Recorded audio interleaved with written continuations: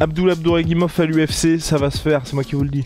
Non, honnêtement, je ne sais pas si ça va se faire, mais ce qui est beau, c'est de voir que avec Abdul, depuis sa signature Ares, ses performances surtout à Ares, il est passé de combattant de talent qui est connu par les aficionados à, j'ai l'impression en tout cas, qu'il y a une vraie propagande derrière lui, un vrai soutien populaire derrière lui. Et là, après ce qu'il a fait à Ares, donc champion welterweight, champ middleweight, après un comeback de l'espace puisqu'il était largement mené lors de son combat contre Attic, il y a vraiment, les gens veulent le voir à l'UFC, et Abdul fait sa communication en ce sens, et là j'ai l'impression que tout le monde est d'accord, c'est même repris par les médias US, pour qu'il aille à l'UFC. Il y a une traction contre Joaquin Buckley, UFC Paris, on va voir tout ça avec Big Rusty. En tout cas nous on est chaud, on espère que ça va se faire, c'est parti, génial. Soit.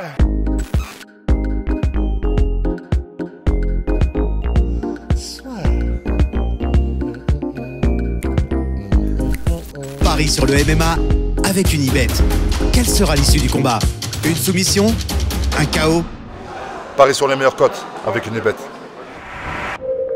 Donc oui, Abdul Abdouragimov à l'UFC Big Rusty, ça n'avance pas pour l'instant. En tout cas, ce qui est sûr, c'est que le public en a envie. En tout cas, une grosse partie du public en a envie. Enfin, je vois pas pourquoi les gens voudraient pas qu'Abdul aille à l'UFC, mais en tout cas, les gens sont vocaux quant à leur volonté de voir Abdul à l'UFC. Abdul fait aussi une com. Moi, ce que j'aime bien, c'est que je trouve que ça marche dans son habitude de complètement décalé. Je parle anglais, mais je me prends pas la tête. Je suis dans ma bagnole et ça marche parce que il a quand même suscité l'intérêt des médias internationaux, du combattant qu'il a call-out aussi, et aujourd'hui il y a une vraie traction, et je trouverais ça dommage que l'UFC ne saisisse pas ça, parce que certes Buckley, c'est pas un foudre de guerre, quand je dis foudre de guerre, c'est pas un top 15, mais faire son entrée à l'UFC, premier combat en welterweight contre Buckley, il y a pas c'est ça, il y a pas beaucoup de mecs qui font leur premier combat contre un gars comme ça.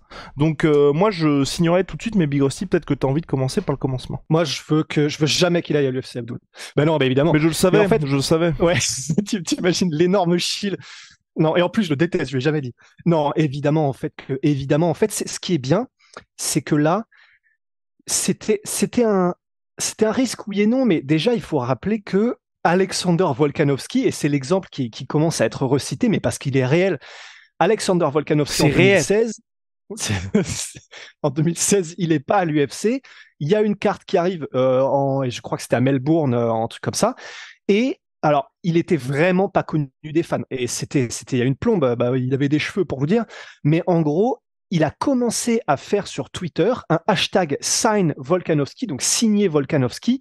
Il a essayé de faire grossir un mouvement et il avait vraiment personne. Alors, je sais pas si c'est réel, si c'est à ce moment. Non, mais attends, je vais dire pourquoi.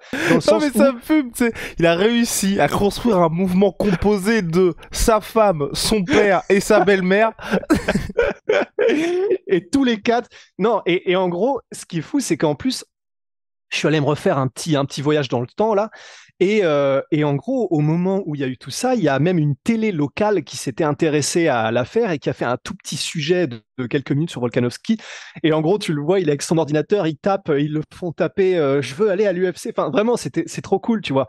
Et tu vois, à un moment donné, ils font un espèce de zoom sur la page Twitter de Volkanovski, à partir de laquelle il a essayé de faire tout ça. Et il y avait marqué, je sais pas si c'est vrai, 372 abonnés. Donc lui, il part d'encore plus loin, entre guillemets, et dans des conditions similaires, parce que il voulait absolument aller à l'UFC, mais l'UFC, du coup, ne le calculait pas trop, ça marchait pas, et machin. Et on ne sait pas quel est le pourcentage de ce mouvement-là qu'il a tenté de lancer, et qui avait connu une petite traction à l'époque, et le fait que l'UFC l'ait signé, mais j'aurais du mal à croire qu'il n'y ait pas un lien quand même. Et là, pour Abdul, donc, et tout ça pour vous dire, parce qu'on a vu aussi des critiques qui disaient mais putain, mais Abdul est tombé bien bas, il fait ce genre de call-out parce qu'il est désespéré et tout ça. Bah les gars, là, le GOAT actuel, alors théoriquement, il y a John Jones, mais pour moi, c'est un peu cruel de mettre John Jones devant Volkanovski, mais il y a le GOAT, un des Pound for pound, tu veux dire? Ouais. Oui, pardon. Oula, oui, je me calme, pardon. Le plus grand de tous les temps. Le plus grand footballeur de tous les temps. Non. Et du coup, là, il fait partie du top 3 pound for pound. Et il a commencé en essayant de créer un mouvement sur Twitter. Donc, non, c'est non seulement personnellement, je trouve que c'est une très bonne chose de la part d'Abdul, d'avoir essayé de. Mais en plus de ça, j'ai envie de dire, qu'est-ce qu'il avait à perdre? C'est-à-dire que pour tous les gens qui disent que c'est un move un peu désespéré, en soi, là, déjà, premièrement, peut-être que ça ne marchera pas, Mais là, ce qui se passe lui donne à 100% raison. Parce que Joaquin Buckley, et déjà merci à Buckley, parce qu'en vrai, on peut l'aimer ou pas, mais là, grâce à Joaquin Buckley, on a eu un combat pour Nassour à l'UFC Paris, et deux, là, il donne du corps au mouvement Abdul. Donc rien que pour ça, je kiffe Buckley, donc merci à lui. Non, et puis c'est lui bien qui que donne... je veux dire juste, c'est bien que ce soit repris par les gens aussi. C'est comme quand il y a BSD qui dit juste après sa victoire contre Bonfim, bon bah j'ai envie d'être à l'UFC Paris. Vous voyez que tous les fans français, tous les médias francophones, tout le monde est en mode bah il faut qu'il y ait BSD à l'UFC Paris. Il y a les montages qui arrivent, il y a les réactions. Ça fait aussi que il y a un soutien populaire pour le combattant. C'est bien parce que il y a de l'écho à ce que lui a envie de dire. Et puis ensuite, c'est on va dire ça fait.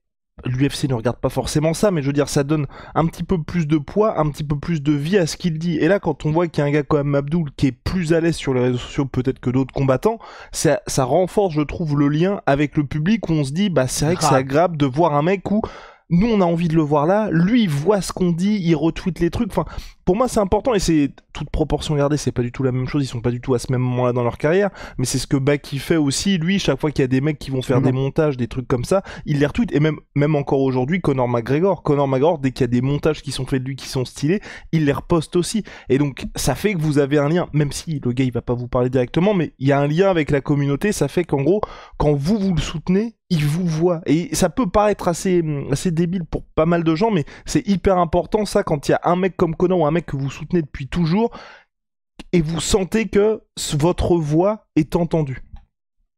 Ah mais complètement. Bah de toute façon, c'est vrai que ça aide quand on parle, tu sais, des fameux champions du peuple ou des fameux, c'est le combat du peuple qu'il y a ce soir. Bah, généralement, c'est parce que c'est des personnes qui sont proches de la communauté ou dont les gens vraiment se sentent proches. Alors, il peut y avoir aussi des contre-exemples. Par exemple, Robbie Lawler, c'est le champion du peuple. Enfin, tout le monde le kiffe. Pourtant, il s'en bat les couilles des réseaux sociaux. Il est pas dessus. Il s'en fout. Lui, il veut juste pêcher et vivre sa vie avec ses enfants, tu vois. Mais je suis d'accord. Mais là, ça aide énormément. Et en plus, pour Abdul, là, je sais plus, je crois, enfin, sur Twitter, mais c'était mortel, tu vois, parce qu'il y a eu un élan sur Twitter. Tous les comptes Twitter du MMA Game français ont commencé à soutenir la propagande Abdul et je sais plus, je crois que c'était sur Twitter, je crois que c'était Kamaru quelque chose qui disait si Abdul signe à l'UFC, ce sera une victoire de nous les gars, le peuple de Twitter, enfin tout le MMA Game francophone, tu vois.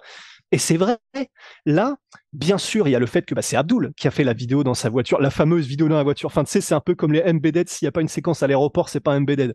Là, c'est pareil, quand un fighter fait un call-out ou répond à un truc, s'il n'est pas dans une bagnole, ça compte pas. Parce que d'ailleurs, même Joaquin Buckley, quand il a fait sa réponse, c'était dans une bagnole. Enfin, c'est la base quand t'es fighter, j'ai l'impression. Mais c'est vraiment génial parce que là, il y a un engouement qui fait que si ça se fait, ce sera un précédent dans le sens... il y aura un truc que les fans français pourront utiliser à partir de ce jour-là en disant les gars, à ce moment-là, on était tous ensemble, on a tous poussé comme un seul homme et notre athlète, le gars qu'on voulait absolument pousser, y est parvenu et y est arrivé. C'était un peu une victoire collective tous ensemble. Et parce que là, honnêtement, je prie pour que ça se fasse, mais parce que on devient fou là, on devient fou avec Abdul. Alors, on espère que ça se fera. Il y a encore des spots disponibles sur la carte UFC Paris, mais c'est vrai qu'on devient fou parce que tu te dis, mais je sais qu'il y a d'autres exemples. Je crois, on en parlait tout à l'heure avec Clément Marcoux, et puis en gros, on est en train de discuter des autres situations dans lesquelles c'était arrivé. Il y avait d'autres combattants étrangers qui avaient fait un peu ça, qui avaient harcelé un petit peu les matchmakers et Dana White sur les réseaux sociaux et qui avaient obtenu gain de cause. Mais c'est vrai que là, pour Abdul, on se demande quand même tous, c'est la question, tu vois, et à laquelle personne n'a vraiment de réponse définitive, parce que Fernand, lui, il envoie tout à Abdul pour lui dire exactement et ne rien lui cacher les screens, etc., qu'il a avec les matchmakers, donc il y a pas de lézard, tu vois, mais effectivement, on se dit, pourquoi est-ce que l'UFC ne le fait pas? Et il y a d'autres combattants pour lesquels c'est ça aussi, je crois que c'est... c'est Askar Askarov ou je sais plus. Enfin, il y a un combattant aussi, pareil, des gars qui sont à 16-0, trucs comme ça, qui sont des tueurs à gages, qui ne sont pas non plus signés à l'UFC. Alors, ça peut être lié à des facteurs externes, genre. Askarov, il est à l'UFC. Il est à l'UFC. Ouais. Alors, c'est pas lui, c'est un truc en mode même nom et même prénom. Enfin, c'est un truc, je sais plus comment ça s'appelle. Ah ouais, d'accord. Enfin, comment il s'appelle. Ouais. Non, c'est le respect, c'est super. Non, mais par contre, Big Rusty, blague à part, moi je pense aussi, je peux dire que c'est un problème avec les Français à l'UFC, mais il y a une situation, j'ai l'impression, où c'est vrai que, à part L'UFC Paris, ou même là l'UFC à mon avis, ils sont en train de se dire, comme vous voyez pour la carte par exemple de l'UFC Londres, où là ça n'a rien à voir avec le dernier événement, ils sont dans une situation où ils se disent, on n'a pas besoin de charger la carte parce que de toute façon on a vendu toutes les places. Ouais, c'est sûr. Et quand vous regardez ce qui s'est passé pour Fares Ziam, enfin Fares là il revient le 22 juillet, il n'avait pas combattu depuis sa victoire à l'UFC Paris. On n'a pas eu vent de blessures, peut-être qu'il y a eu ça, hein, mais je veux dire, on n'a pas eu vent de blessures ou autres problèmes qui ont fait que... William Gomis, il est revenu, je crois, c'était au mois de juin. BSD, il a attendu aussi très longtemps avant de revenir. Il n'a pas pris de dommages contre Bonfim, donc il peut être à l'UFC Paris, mais n'importe quel combat normal, ça aurait été un petit peu short pour BSD pour être là à l'UFC Paris. Donc il y a aussi une gestion des talents français qui pose question, même... après Manon Fiorot c'était différent parce qu'elle avait eu des pépins physiques aussi, mais on a vraiment l'impression qu'ils sont mis... Et puis Taylor Lapillus, on peut... Enfin, je veux dire, il a toujours pas combattu depuis sa re-signature, ce qui est vraiment assez particulier. On n'a pas du tout cette impression que l'UFC, ils se disent, bon bah, ce qui aurait été hyper logique, c'est on les fait combattre entre janvier et mars, comme ça on sait qu'ils sont prêts au mois de septembre. Donc il y a beaucoup de choses aussi comme ça avec les combattants français où on s'interroge, on se dit pourquoi est-ce qu'ils les font pas combattre là. Avec Abdul, peut-être aussi que l'UFC se dit bon bah ok, on a déjà la salle est déjà remplie. Abdul peut-être qu'il parle aussi à une autre un autre public que le public francophone. Il a combattu au Brave. Pourquoi est-ce qu'on le ferait pas combattre à Abu Dhabi par exemple, ou pourquoi on le ferait pas combattre sur une autre carte aussi pour se dire c'est vrai qu'aujourd'hui il voit bien que les combattants pendant qu'en BSD combat à l'UFC Apex, bah les Français vont quand même regarder son combat, bon donc ils disent il y a peut-être pas besoin de surcharger la carte comme ça. Et je tiens aussi à vous rappeler que notre cher Cédric Doumbé, il a signé au PFL, mais le choix numéro 1 c'était l'UFC, et il a signé au PFL parce que le PFL proposait une somme qu'il estimait être sa valeur, parce que l'UFC c'était je crois 20 000 plus 20 000, donc on est dans une situation aussi où l'UFC, c'est pas comme s'ils allaient raquer de ouf pour un combattant français. Donc je pense qu'aujourd'hui on est dans une situation où ils se disent, et puis vous voyez les combats qui sont annoncés aussi pour l'UFC Paris, où c'est vrai que le public français est globalement assez déçu. Je pense qu'ils sont pas très pressés de signer Abdul en fait. Ils sont pas très pressés de signer Abdul et ils se disent on va voir ce qui se passe aussi. Est-ce qu'on a besoin de le signer si on veut faire un dernier petit push pour que les gens soient contents. Mais aujourd'hui ils sont plus dans une situation de l'UFC. Je pense c'est est-ce qu'on fait plaisir au public français ou pas, parce que on sait que les gens vont regarder. On sait qu'on a vendu les places, le sponsoring, je me fais pas de soucis pour eux normalement. Donc voilà. Non, c'est sûr, ils ont aucune pression de le faire. Là, ce serait vraiment... Et bien sûr, probablement qu'ils s'en foutent. Hein. C'est-à-dire que là, comme tu l'as très bien résumé, c'est pas comme si la pression populaire allait faire quoi que ce soit pour eux. La seule chose que ça peut changer, effectivement, c'est s'ils avaient des spots de libre et qu'ils étaient un peu en mode bon, là, on a un combat, est-ce qu'on met ce combat-là? Ah bah, il se trouve que là, il y a le fameux Abduragimov contre Joaquin Buckley. Le combat, Joaquin le veut, Abdul le veut. Abdul, je suis pas dans les petits papiers, mais je suis absolument prêt à parier, mais vraiment ma main gauche et ma main droite, que Abdul, lui, il est en mode, de toute façon, moi je vais à l'UFC, donc probablement que l'UFC lui proposera pas des milliers et des cents sur le premier contrat, mais qu'Abdul s'en fout, et tant qu'il est à l'UFC, c'est ce qu'il veut. Donc, il y a moyen que, entre guillemets, par facilité, et parce que Abdul et Joaquin Buckley ont créé tout ce qu'il fallait, c'est-à-dire que là, à part l'UFC, le combat se fait tout seul. Il y a un peu de traction populaire, parce qu'après, bien sûr, ça reste de la traction. Tu vois, par exemple, là, Abdul, ouais, tu vois, ça y est, je parle un petit peu comme un politicien, quelque part. Alors, il faut surtout que jamais que je parle comme ça. Mais évidemment aussi, il faut dire que bah là, c'est les fans de MMA qui sont grave chauds. C'est pour le coup, on parle de Cédric Doumbé. Bah, Cédric Doumbé, il fait des vidéos sur YouTube et sur les réseaux sociaux qui touchaient des centaines de milliers de personnes. Donc, à la limite, s'il y avait eu vraiment une importance aussi réelle donnée par l'UFC au choix populaire, bon, bah, ils auraient fait un petit effort pour Cédric Doumbé et il aurait pris à l'UFC. Donc, c'est pas forcément, même les chiffres, même si ça avait été des chiffres de malade qu'aurait réussi à faire Abdul avec son call-out, ça aurait pas changé grand-chose. Mais le fait qu'il y ait au moins une petite base de traction et que ce soit pas complètement mort, le fait au moins que l'UFC voit, ah bon, il y a une traction, même si c'est pas un niveau hallucinant, ça n'a pas touché le grand public, ça reste dans le MMA français, mais au moins il y a une petite traction. Abdul le veut et il est pas regardant sur ce qu'on va lui proposer sur son premier combat, donc ça peut être déjà un énorme point positif. Joaquin Buckley le veut, il veut le combat, il n'est pas blessé, donc les deux combattants le veulent, les deux managements le veulent, on espère, enfin si le management de Buckley est chaud, les deux managements le veulent, la date de Paris, elle est déjà prête, il nous reste quelques spots de fait, entre guillemets, il ne resterait littéralement plus qu'à dire oui. Donc Voilà, là vraiment, tu vois, c'est comme Clément, on en parlait ce matin encore du coup avec Clément, et il disait, bon bah là, si là ça se fait pas, bon ça va être vraiment compliqué parce que là, tout est réuni. Tout est réuni, Big Rusty. Et j'ajoute juste avant de parler vite fait du sportif pour ce combat-là, c'est que avant même Abdul Abdouragimov, il y a un combat, pour vous dire un petit peu en termes de priorité où est-ce que l'UFC est, un combat qui serait beaucoup plus intéressant pour eux, c'est qu'il n'y a toujours pas non plus d'officialisation de Nassourdine Imavov à l'UFC Paris. Alors que Nassourdine, il est plus connu qu'Abdul.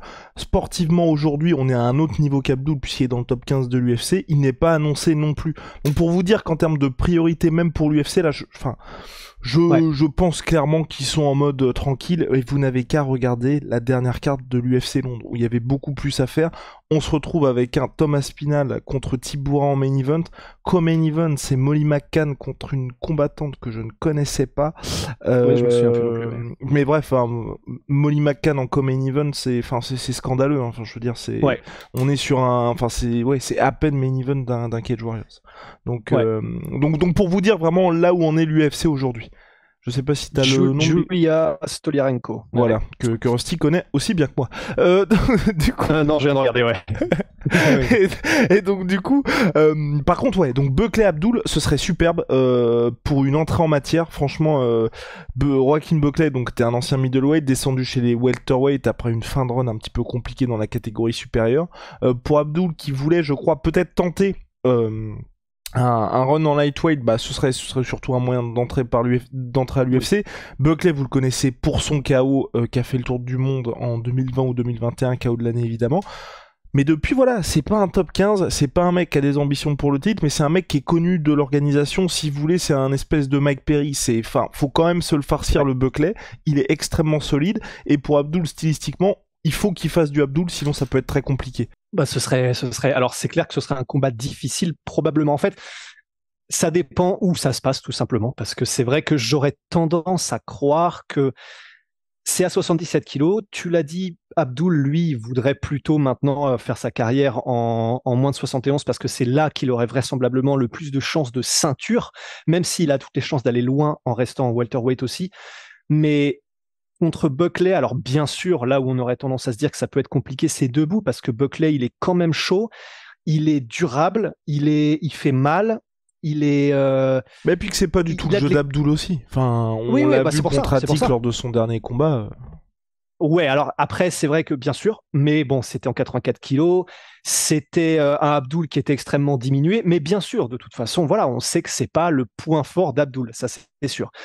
Donc, ce serait un combat difficile si ça restait debout, très probablement. Après, voilà, c'est un secret pour personne. Enfin, c'est Abdul, même si ce qu'il veut, c'est devenir le gars le plus complet possible. Donc, vous pouvez être sûr et certain que Abdul va faire d'énormes progrès. Il n'y a qu'à voir. Enfin, alors, bien sûr, c'est incomparable, mais on parle souvent de Khabib, mais parce que Khabib, quand il est arrivé à l'UFC, il avait un niveau debout qui était vraiment pas bon non plus, enfin, qui était absolument pas ce qu'il a été à la fin de sa carrière.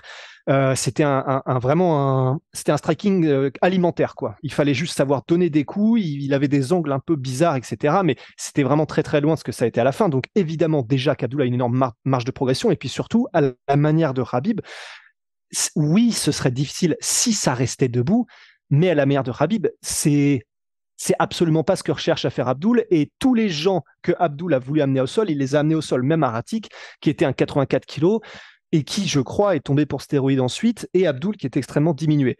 Donc, toute la question serait effectivement, est-ce qu'Abdul peut faire du Abdul contre Joaquin Buckley?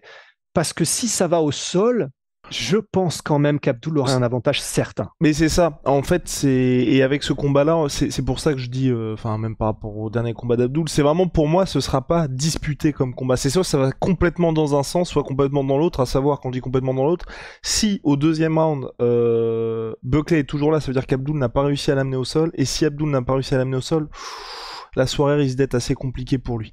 Par contre, je pense que si Abdul fait du Abdul, et vous pouvez regarder tous ses combats, et surtout ce qui a fait, qui était extrêmement impressionnant à Ares, c'est qu'il perdait vraiment pas de temps Abdul. Parce qu'à chaque fois, il était contre des adversaires qui auraient pu lui donner vraiment beaucoup de difficultés. Même Karla Moussou, où les gens ils ont pu être déçus de l'issue du combat et du fait que ça a été aussi rapide, mais c'est parce qu'Abdul connaissait le danger à rester debout contre Karla Moussou.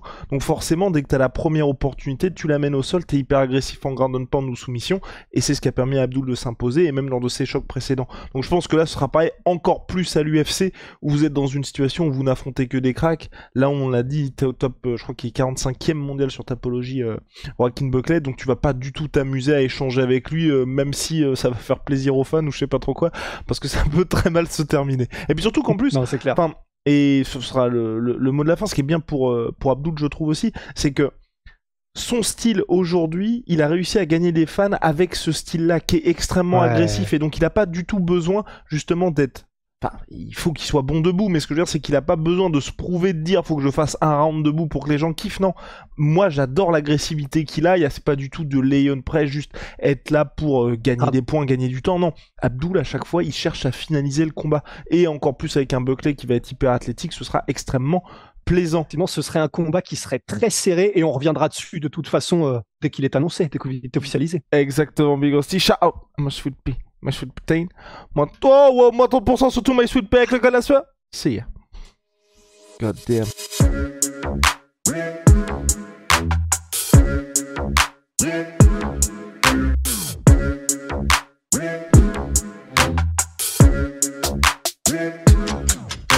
I'm fucking coming for you!